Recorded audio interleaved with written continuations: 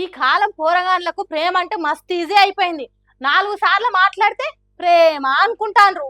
చూసి నవ్వినా ప్రేమనే అనుకుంటాండ్రు. ఇన్‌స్టాగ్రామ్ లిగిలిచ్చినా కూడా ప్రేమనే అనుకుంటాండ్రు. ఏది మోసమో ఏది ప్రేమనో చెక్ చేసుకోకుండా లైఫ్‌కే చెక్ పెట్టుకుంటాండ్రు. ఇగో గీ పిల్లగాడు చూడుండ్రి, నా ప్రేయసి బోలతనం కలిగిందని నమ్మి బొక్క బోర్ల పడ్డాడు 10 మందిలా.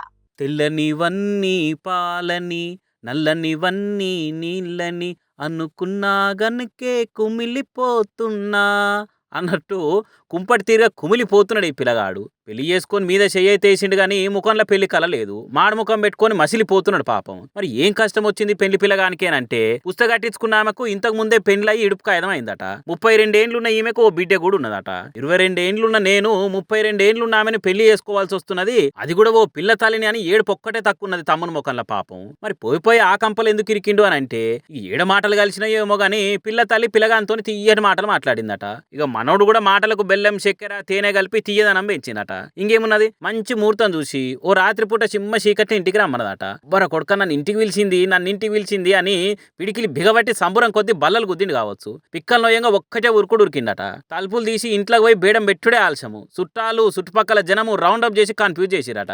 ఏం జరుగుతున్నదో తెలిసే లోపట్నే తెల్లారిగో ఇట్లా తాళి కట్టించిరు. అయితే ఇదంతా గులాబీ మొక్కకు అంటు కట్టినట్టు ఇటుక పక్క కిటిక యురంగా పెట్టి గోడ కట్టినట్టు ఓ పద్ధతి ప్రకారం ప్లాన్ వేసిరికిచ్చిరట ఈ నూనూగు మీసాల పిల్లగాన్ని. ఇక ఆ ముచ్చట తెలిసే వరకు కళ్ళు బయర్లు గమ్మినాయట.